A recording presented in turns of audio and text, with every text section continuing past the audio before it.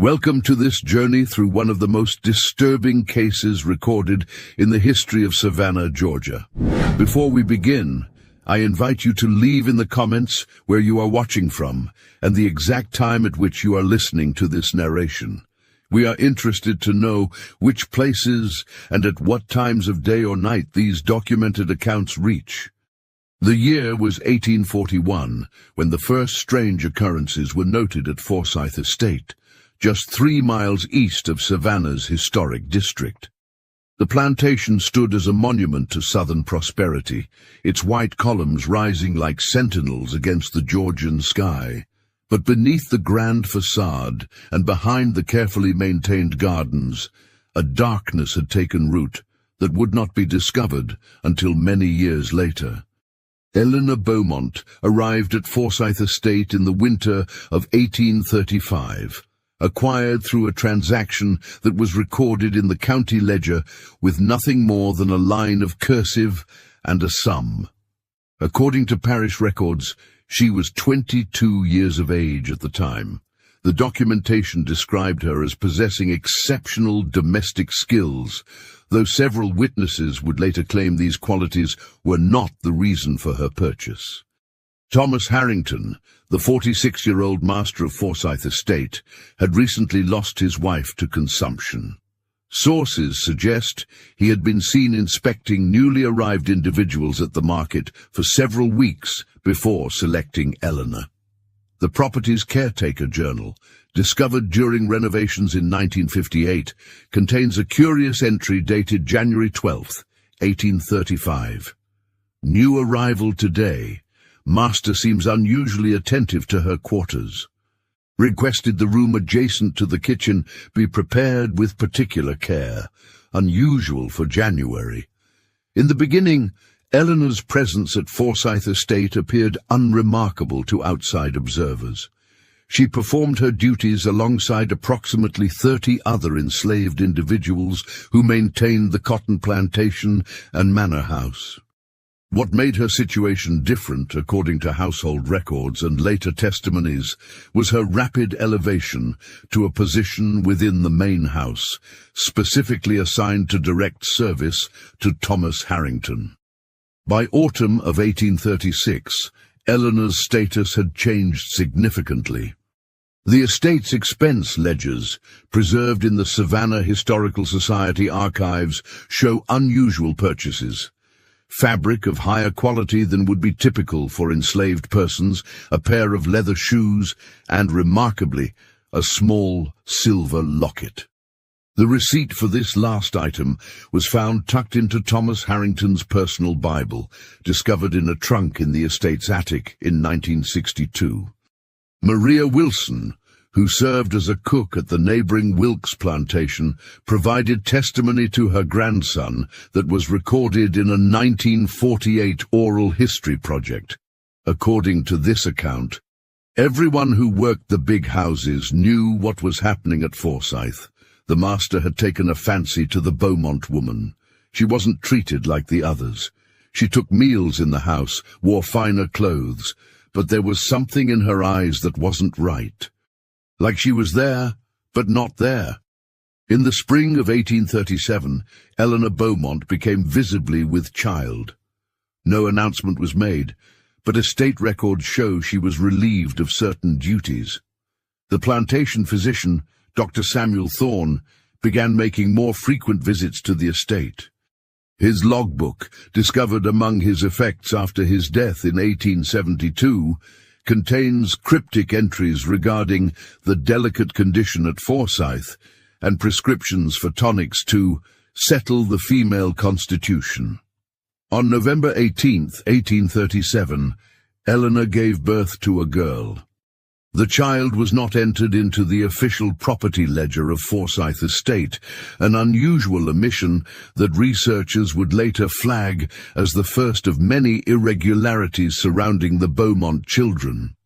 Instead, a small notation appears in Thomas Harrington's personal journal. Providence has blessed the house with new life today. I have named her Caroline after my mother. She has her eyes. For the next several months, Life at Forsyth Estate continued with a semblance of normalcy. Eleanor and her infant daughter occupied the room near the kitchen, which had been expanded to accommodate them. According to household inventory records, the room contained items unusual for enslaved quarters: a rocking chair, a copper bathing tub, and a small wooden cradle with linens. Then came the first tragedy. In July of 1838, infant Caroline fell ill with fever. Dr. Thorne was summoned, but his treatments proved ineffective. The child passed away on July 23rd, aged 8 months. No death certificate was filed with local authorities, which was not uncommon for enslaved individuals. However, something quite uncommon did occur. Caroline was not buried in the unmarked area beyond the North Field, where other enslaved persons were laid to rest. Instead, Thomas Harrington ordered a small grave to be dug beneath an oak tree at the eastern edge of the garden. Eleanor's reaction to her daughter's death was not recorded in any official capacity. However, Mary Stilwell, the wife of a merchant who visited Forsyth Estate regularly, wrote in a letter to her sister in Charleston, "I encountered the most disturbing scene today at Forsyth. The young colored woman who serves in the house was kneeling at a small, fresh grave in the garden, completely still, making no sound. Mr. Harrington watched from the veranda but made no move to interrupt her vigil. When she finally rose, her face was entirely devoid of expression. I have never witnessed such contained grief, and it chilled me to my core." By winter of 1838, Eleanor was with child again. This pregnancy proceeded without complication, and on May 3rd, 1839, she delivered a son. Thomas Harrington named him James, after his own father. Estate records from this period show increased expenditures for the room by the kitchen, a larger bed, additional linens, and notably a lock installed on the door. James appeared to thrive initially. Household accounts mention the infant's robust appetite and strong lungs. For nearly 10 months, there were no indications of trouble. Then, in March of 1840, tragedy struck again. James developed a respiratory affliction that quickly worsened. Despite Dr. Thorne's attentions, the child passed away on March 15th. Once again, Thomas Harrington ordered a burial beneath the oak tree in the garden, beside Caroline's grave. No marker was placed, but estate gardener records note that Eleanor planted white roses at the site. What happened in the aftermath of James's death would later become a matter of significant speculation among historians and local chroniclers. The estate's ledgers show that Thomas Harrington left for a business trip to Atlanta 3 days after the burial. During his 2-week absence, something occurred that was never explicitly documented. Upon his return, Thomas wrote in his journal, "Returned to find matters at home in disarray. Confined to her quarters. Mrs. Potter reports extreme melancholy and refusal of food. Dr. Thorne consulted and has prescribed laudanum for nerves. Situation requires careful management." Mrs. Potter, the housekeeper, left no personal accounts of this period. However, laundry records indicate an unusual increase in linens from Eleanor's quarters, and the kitchen ledger shows meals being delivered rather than Eleanor coming to collect them, as had been her custom. By summer of 1840, Eleanor had recovered sufficiently to resume some duties within the house. Then, in September, she was once again with child. This third pregnancy coincided with a noticeable change in Thomas Harrington's behavior, according to business associates who visited the estate. Frederick Montrose, a cotton broker from Savannah, noted in his commercial diary, "Harrington seems possessed by unusual agitation. Twice interrupted our meeting to check on matters in the house, inquired about physicians in Charleston who might be more skilled than local practitioners. His concern for domestic matters is interfering with his judgment in business affairs." As Eleanor's pregnancy progressed, Thomas Harrington made arrangements that deviated significantly from plantation norms. He converted a small sitting room, adjacent to his own bedroom, into a birthing chamber and hired a midwife from Savannah, Mrs. Sarah Blackwood, to reside at the estate for the final month of the pregnancy. Mrs. Blackwood's presence was documented in estate payroll records, but she left no personal account of her time at Forsyth. The only reference to her observations comes from a conversation recounted years later by her daughter to a church archivist. Mother would never speak directly about her time at Forsyth Estate, except to say once that she had never seen a woman so silent in her suffering, nor a man so desperate in his hope. On April 10th, 1841, Eleanor gave birth to her third child, another girl. Thomas named her Elizabeth. Unlike with the previous births, Thomas Harrington immediately had Reverend William Stokes from St. John's Episcopal Church in Savannah come to the estate to perform a private baptism. This highly unusual event was recorded in the church register with no mother's name listed, only Elizabeth Harrington, daughter of Thomas Harrington, baptized at Forsyth Estate, April 11th, 1841. For the first time, Thomas Harrington's journals contained daily observations of one of Eleanor's children. Elizabeth's first smile, the color of her eyes, noted as changing from blue to brown, like her mother's. Her apparent recognition of his voice. He commissioned a portrait of the infant from a Savannah artist, which was discovered in the attic storage of Forsyth Estate in 1959, the canvas partially damaged by moisture. Then, in August of 1841, Elizabeth began showing signs of illness. Dr. Thorne was summoned immediately, and this time Thomas Harrington also called for a physician from Charleston, Dr. Marcus Whitfield, known for his expertise in childhood diseases. The combined efforts of both doctors proved futile. Elizabeth died on August 17th, aged just 4 months. The estate records show that Thomas Harrington spent an extraordinary sum on a small marble headstone, the first formal marker for any of the children. The stone, later discovered broken and weathered during an archaeological survey in 1965, bore only the name Elizabeth and dates of birth and death. What happened in the days following Elizabeth's death would remain shrouded in conflicting accounts and speculation for over a century. The established facts drawn from estate records are these. On August 20th, 3 days after Elizabeth's burial, Thomas Harrington left for Savannah on business. He returned unexpectedly the same evening. The next morning, August 21st, Eleanor Beaumont could not be found anywhere on the estate. A search was organized. The nearby woods and roads were examined. Neighboring plantations were notified. Eleanor had vanished. Thomas Harrington did not contact authorities, which several historians have noted as significant. Instead, he offered a substantial reward to his overseer if Eleanor was returned discreetly. After 3 days, the search yielded results. Eleanor was found in the abandoned hunting cabin that stood on the furthest edge of Forsyth property, nearly 4 miles from the main house.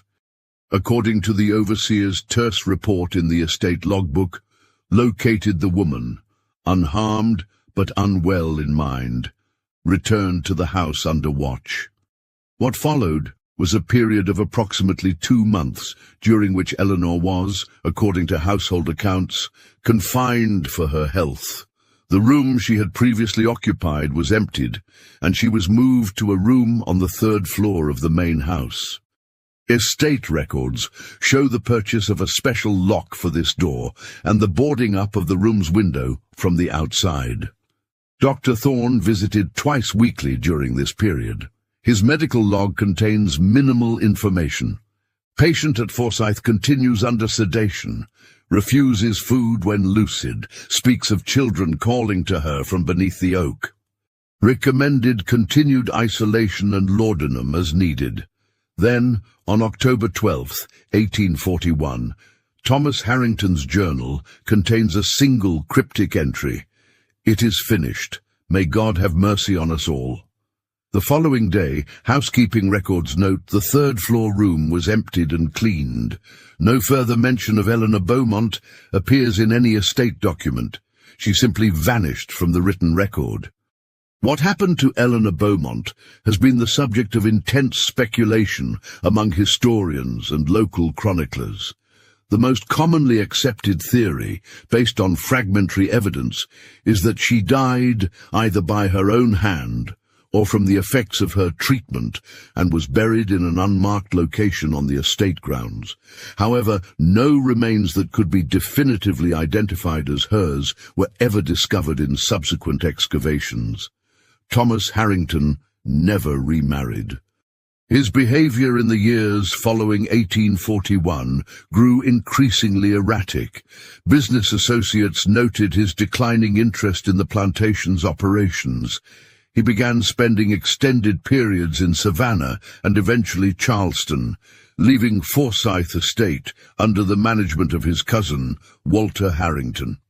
The estate's productivity declined steadily. By 1847, Thomas Harrington's financial records show mounting debts. In 1850, he sold approximately half of the enslaved individuals owned by the estate. By 1855, Forsyth Estate was operating at a loss.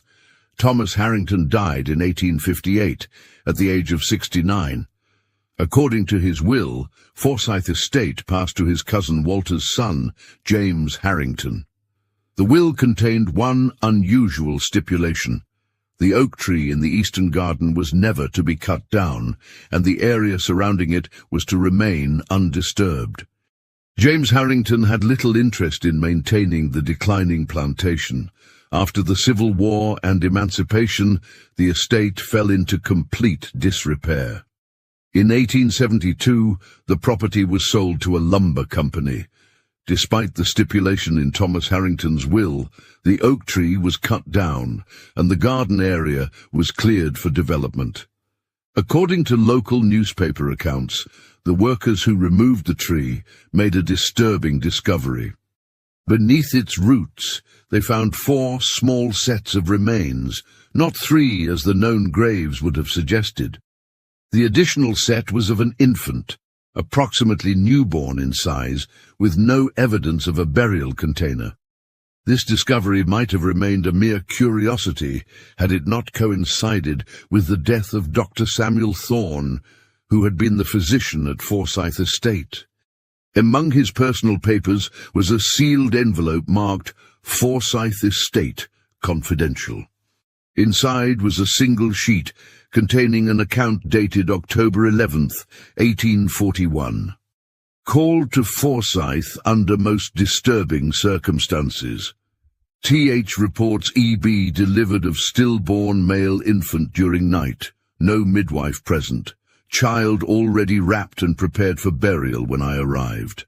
Mother in extremely weakened condition, both physically and in mind. Evidence of significant blood loss.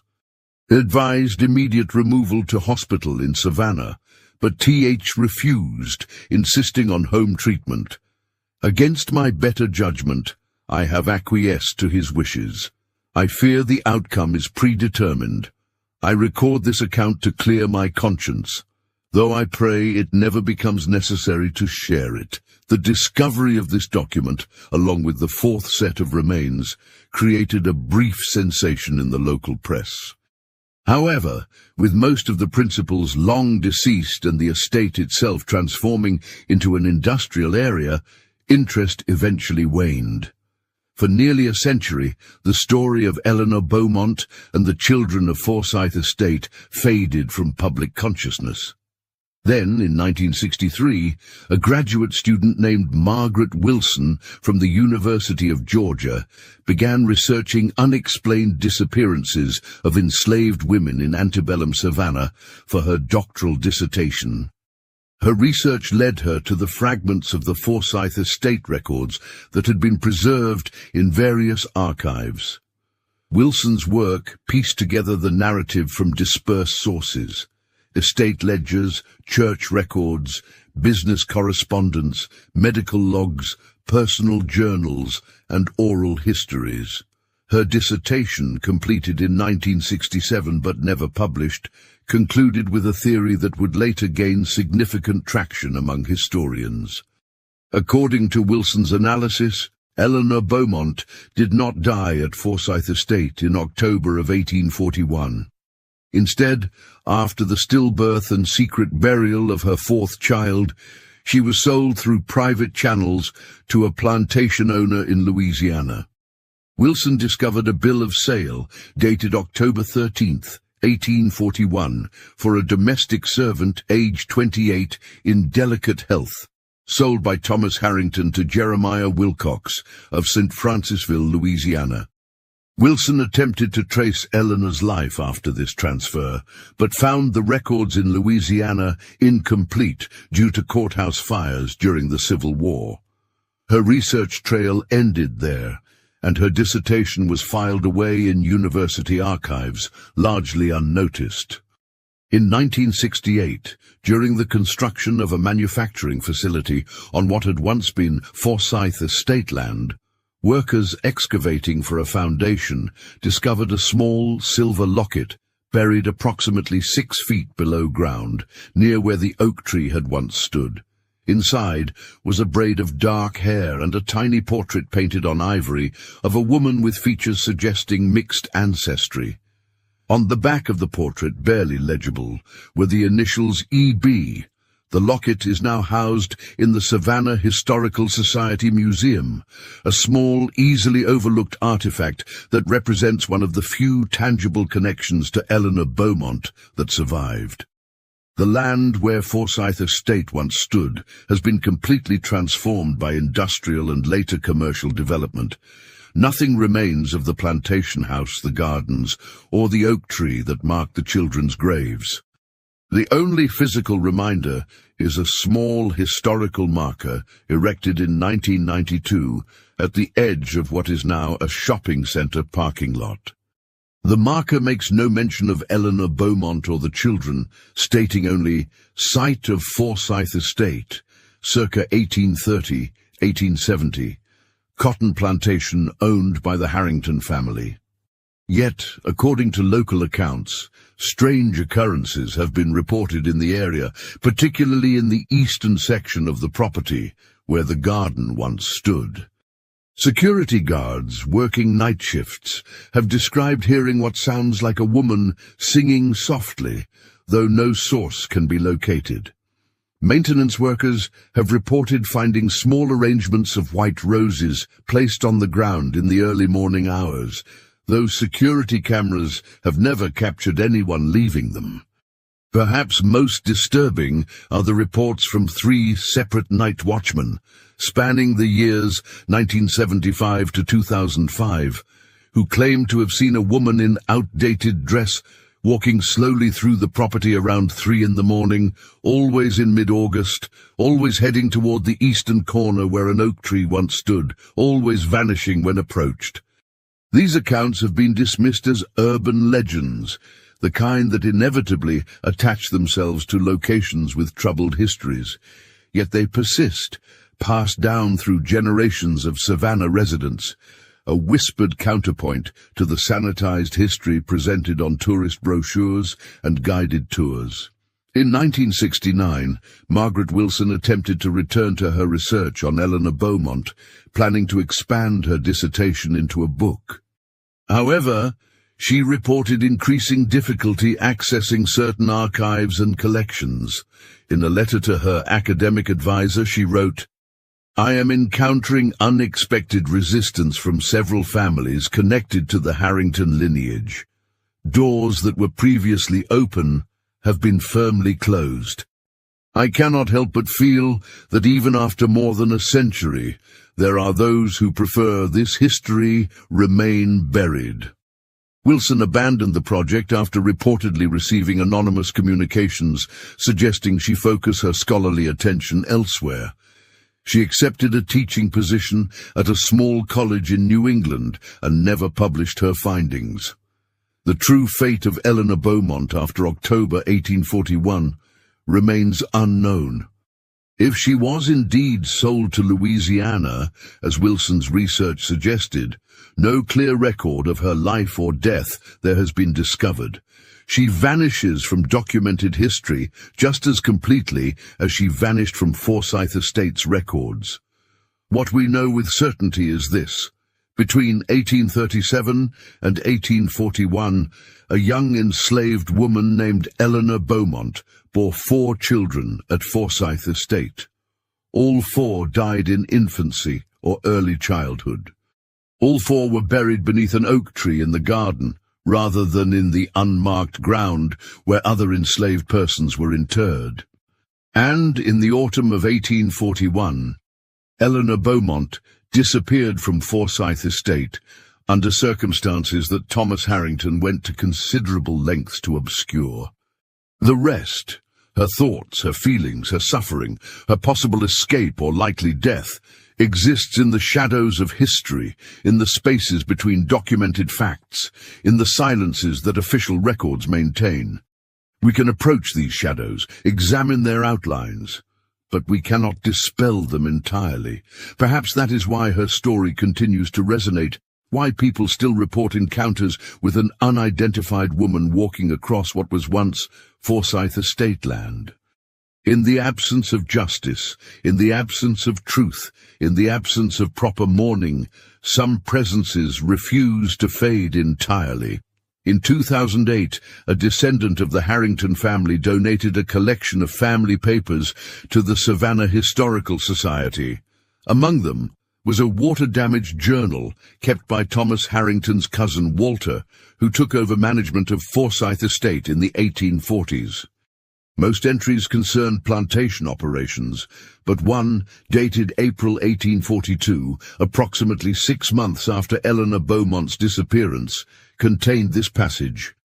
"Thomas confided in me today, after several brandies. I wish he had not. Some knowledge cannot be unknown once shared. He believes the children were taken by divine retribution for his sins. Perhaps that is easier for him to accept than the alternative his physician suggested, that they might have been helped to their ends. When I asked by whom, he looked at me with such hollowness and said, 'By the one who loved them too much to let them live as she had to live.' I will not transcribe the rest of what he said. Some words should not be preserved, even in private pages. This journal entry, discovered over 160 years after it was written, adds yet another layer to the mystery of Eleanor Beaumont and the children of Forsyth Estate. It raises questions that can never be fully answered about agency, resistance, and the terrible choices faced by those trapped in an inhuman system.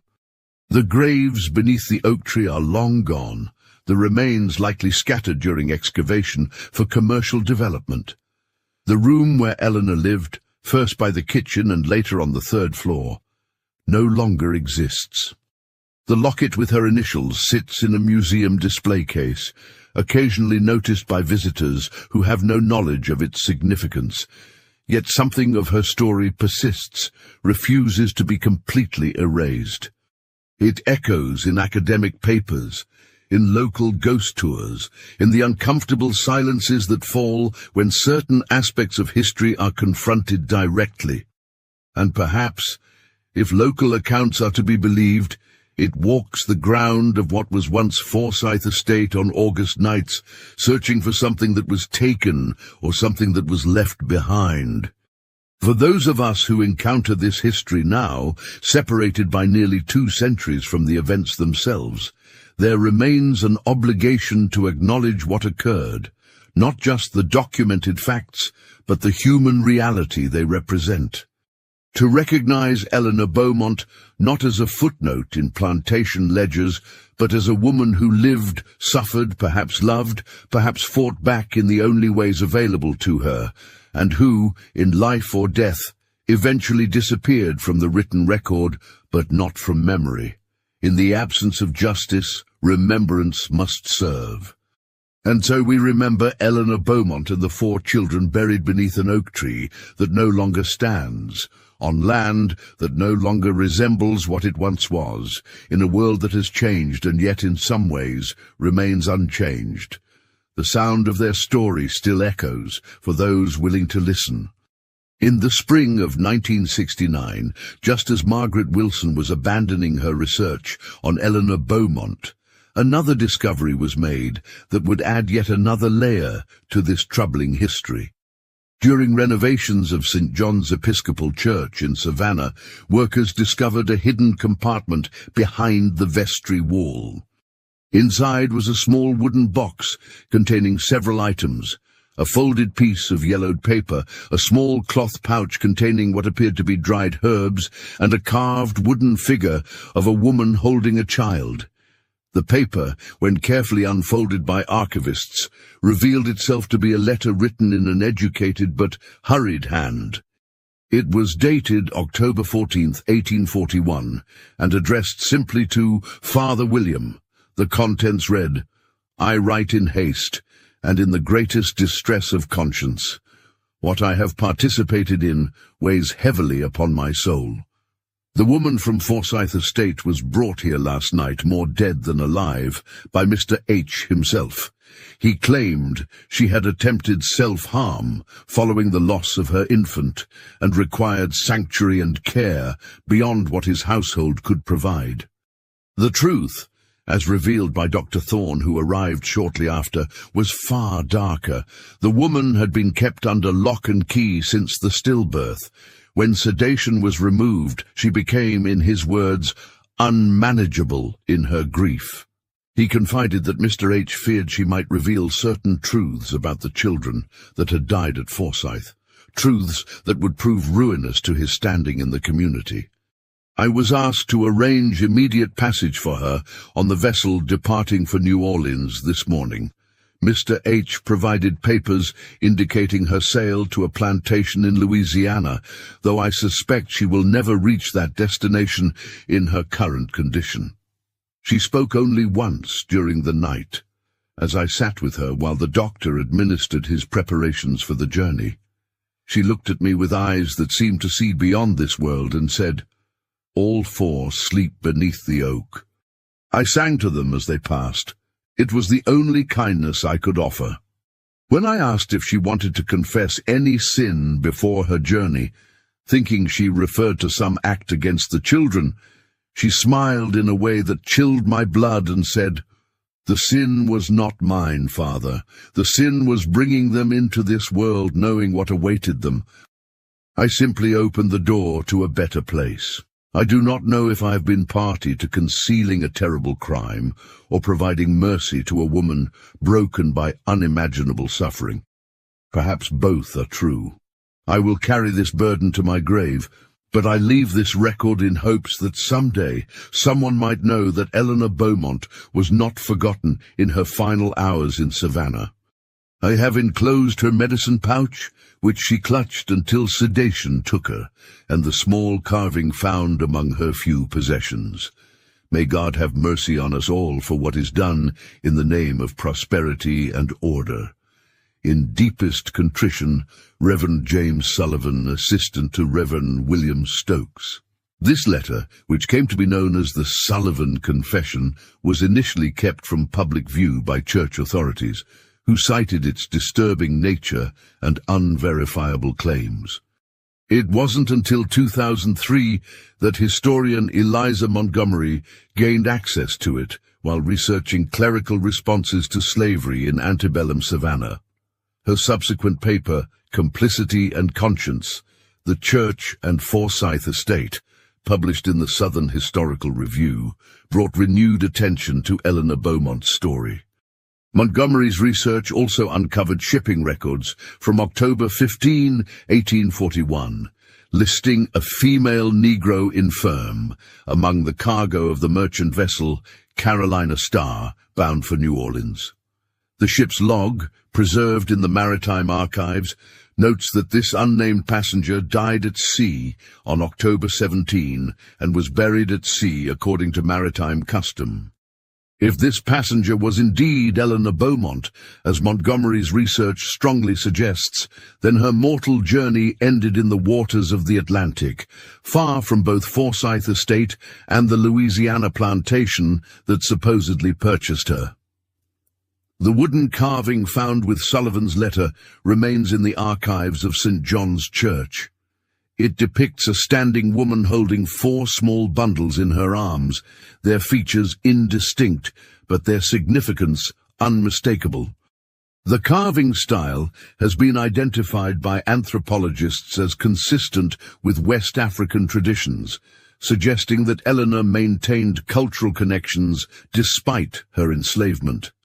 The herb pouch, when analyzed by botanists in 2005, was found to contain dried foxglove, Jimson weed and yew berries, all plants with toxic properties when prepared in certain ways, all growing on or near Forsyth Estate, according to botanical surveys of the period.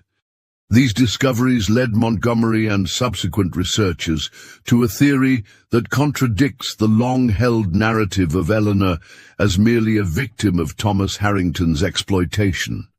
Instead, they propose a more complex understanding, that Eleanor, faced with the unbearable reality of watching her children grow up in slavery, possibly made the devastating choice to end their suffering herself. This theory remains controversial and unproven. Some historians argue that the children's deaths could have been natural, as infant mortality was high in that era. Others suggest that if the deaths were indeed deliberate, the culpability might have rested with Thomas Harrington himself, who might have seen the mixed-race children as a growing liability to his social standing. What can be said with certainty is that 4 children died at Forsyth Estate between 1837 and 1841. Their remains were discovered beneath an oak tree in 1872, and Eleanor Beaumont, their mother, disappeared from Savannah in October 1841, likely dying at sea days later. The question of agency, who acted, who decided, who controlled the narrative, remains central to understanding this history. In a system designed to strip individuals of all autonomy, what choices remained? What forms might resistance take? How does one measure love against suffering when both are confined within an inhuman system? In 2012, ground-penetrating radar was used to survey the former Forsyth Estate land, now occupied by a shopping centre. The technology revealed a previously unknown feature, a small underground chamber approximately 15 feet below the current surface in the area where the oak tree once stood. When excavated under the supervision of archaeologists from the University of Georgia, the chamber was found to contain a wooden chest, badly deteriorated but still intact. Inside the chest were several items: a child's knitted cap, 4 small cloth dolls of different sizes arranged in a row, a hand-copied page from a prayer book, and most significantly, a journal bound in faded cloth. The journal's pages had largely succumbed to moisture and time, but several passages remained legible. The handwriting matched that on the back of the ivory portrait in the silver locket, discovered decades earlier. The journal appears to have belonged to Eleanor Beaumont herself, though how it came to be buried in this underground chamber remains unknown. The legible entries span from 1838 to 1841, and provide the only known record of Eleanor's thoughts in her own words. One entry, dated July 25, 1838, 2 days after the death of her first child, reads, "They have put Caroline beneath the oak tree. Master T says it is a mark of special favor not to be with the others beyond the north field. He does not understand that the ground consumes us all the same, favor or no favor. I sit beside her small mound when duties allow. I've begun to hate the oak for the weight it will place upon her small body as its roots grow. Yet I also find myself touching its bark, feeling its life continue while hers has ended. Is this what mothers become in this place? women who speak to trees because their children lie beneath them. Another entry, dated March 18th, 1840, shortly after the death of her second child, reads, "James has joined his sister. The white doctor says his lungs were weak. What he does not say is why. The dampness of our room, the work I did with him strapped to my back until my 7th month, the poor milk my tired body made for him. These are the true causes, but they are not written in medical books. Master T weeps for him and calls it God's will. I do not weep any more. I am learning that tears are a luxury belonging to those who expect the world to be fair. I have no such expectation now. I think instead of my grandmother's stories of children who return to the other side when this world is too cruel for them to stay. Perhaps they are wiser than we who remain." The most revealing entry, dated August 19th, 1841, 2 days after the death of her third child, Elizabeth, consists of just a few lines. "The third has returned to the stars. Master T rages against God and fate. He had such hopes for Elizabeth, had her baptized. Spoke of special arrangements for her future, perhaps even taking her to the house in Savannah, where lighter complexions raise fewer questions. But she has escaped such a life, as the others did. I look at the one growing inside me now, my fourth and final burden, and I know what I must do. There are kinder doorways to the next world than the ones this place provides. My grandmother taught me how to find them. May she forgive me. May they all forgive me." This final entry, written just 2 days before Eleanor allegedly delivered a stillborn son and subsequently disappeared from Forsyth Estate, has been the subject of intense scholarly debate. Some interpret it as evidence supporting the theory that Eleanor deliberately hastened her children's deaths as an act of desperate mercy. Others see it as the anguished writings of a grieving mother seeking spiritual understanding of her losses, with the doorways referenced being metaphorical rather than literal. What is clear is that Eleanor Beaumont, a woman who left almost no mark in official records beyond her monetary value in transaction ledgers, found ways to record her own truth, preserve her own thoughts, and possibly exercise the only forms of agency available to her within a system designed to deny her humanity. The underground chamber where the chest was discovered has been interpreted by archaeologists as a root cellar that was later repurposed. How Eleanor's possessions came to be hidden there, and by whom, remains unknown.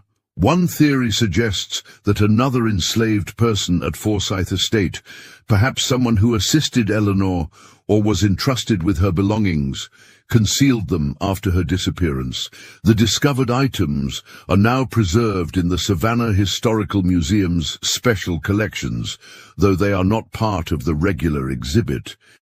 Researchers must apply for special permission to view them, a policy that has drawn criticism from those who argue that Eleanor Beaumont's story, however painful, should be fully accessible as an important part of American history. In 2015, a descendant of Thomas Harrington, Catherine Harrington Wells, established a memorial foundation dedicated to acknowledging and researching the lives of all enslaved individuals who lived at Forsyth Estate. The foundation funded the creation of a more comprehensive historical marker at the site, which now includes Eleanor Beaumont's name and acknowledges the 4 children buried there. The foundation also sponsors an annual scholarship for research into the hidden histories of enslaved women and their children, with particular focus on forms of resistance and survival that traditional historical records have often overlooked or misinterpreted. "We cannot change the past," Harrington Wells stated at the dedication of the new marker, "but we can change how we remember it, how we honor those who suffered, and how we understand their humanity and agency, even within a system designed to deny both." Visitors to the site today will find a small contemplative garden where the oak tree once stood.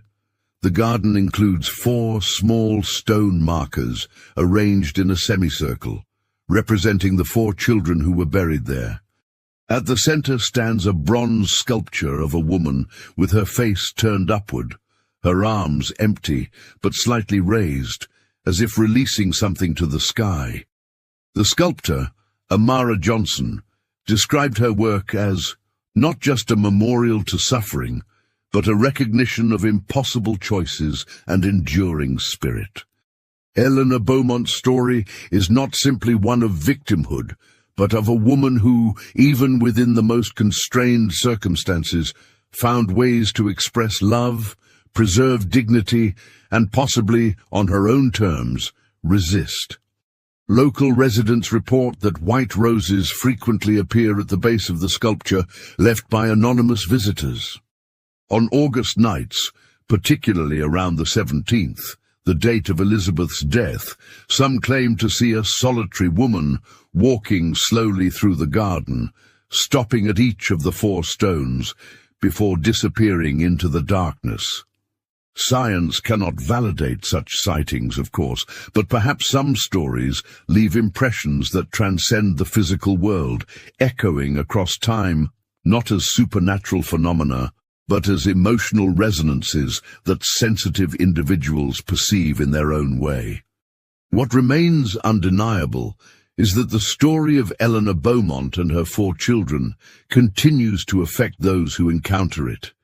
It raises uncomfortable questions about America's past, about the human capacity for both cruelty and resistance, about how we memorialize difficult histories, and about whose voices are preserved in the historical record. In the archives, in the buried chest, in the letter hidden behind a church wall, in the silver locket, and in the oral histories passed down through generations, we find fragments of a life that official records tried to reduce to property transactions. These fragments do not provide a complete picture. Too much has been lost to time, too much was never recorded in the first place. But they offer glimpses of a woman who lived, suffered, possibly loved, possibly resisted, and who, even in the most dehumanizing of circumstances, maintained an inner life rich enough to leave echoes that resonate nearly 2 centuries later. For modern visitors who walk through the memorial garden, or researchers who handle the preserved artifacts, the story of Forsyth Estate serves as a reminder that history is not just a collection of facts and dates. It is a complex tapestry of human experiences, many of which were deliberately obscured or silenced at the time they occurred. Recovering these experiences requires not just archival diligence, but imaginative empathy, the willingness to look beyond official records to the lives that existed in the margins. Eleanor Beaumont's final days remain shrouded in uncertainty. If she did indeed die at sea aboard the Carolina Star, her body committed to the Atlantic waters, then she has no grave that can be visited, no marker that bears her name. The memorial garden stands in place of such a marker, an acknowledgement of absence as much as presence. Perhaps that is fitting for a woman whose life was defined by systematic erasure of her autonomy, her familial bonds, her very humanity in the eyes of the law. Yet against these erasures, we can now place the evidence of her resistance, the journal entries that recorded her thoughts, the carved figure that expressed her culture, the herb pouch that suggested her knowledge, and the lasting impact of her story on all who encounter it. In the end, what happened at Forsyth Estate between 1835 and 1841 was both an intimate, personal tragedy and a reflection of a larger historical atrocity. Eleanor Beaumont's story is simultaneously unique in its specific details and tragically common in its broader outlines. Countless other enslaved women lived, bore children, suffered losses, and died, leaving barely a trace in historical records. What makes Eleanor's story different is not necessarily what happened to her, but the fact that fragments of her experience survived, hidden in walls, buried in chests, preserved in letters, passed down through oral histories, and eventually recovered by those committed to ensuring that such lives are not forgotten. As visitors leave the memorial garden today, they pass by a simple plaque bearing a quote from Eleanor's journal, one of the few passages that survived intact. They say we have no souls to save, yet they fear our spirits after death. They say we are not fully human, yet they tremble at our humanity when it shows itself. Remember this, if nothing else, what they took from us in life, we reclaim in memory. And memory, once awakened, is a force that cannot be enslaved. Whether Eleanor actually wrote these words, or whether they represent a collective experience that has been attributed to her individual voice, is perhaps less important than the truth they convey. In a system designed to dehumanize and erase, the persistence of memory, individual and collective, becomes itself an act of resistance. And so we remember Eleanor Beaumont and the 4 children buried beneath an oak tree that no longer stands, on land that has been transformed by time and development, in a world that has changed and yet carries within it the echoes of past injustices and past resistances. Their story continues to be told, continues to affect those who hear it, continues to challenge easy narratives about the past. In this way, Eleanor Beaumont, a woman who was meant to leave no mark on history beyond her monetary value in transaction ledgers, continues to speak across the centuries, reminding us that behind every entry in those ledgers was a full human life, with thoughts, feelings, strategies for survival, and possibly, in the end, choices made on her own terms, however limited and tragic those terms might have been. The sound of her story still echoes for those willing to listen. And in that echo, something of Eleanor Beaumont lives on.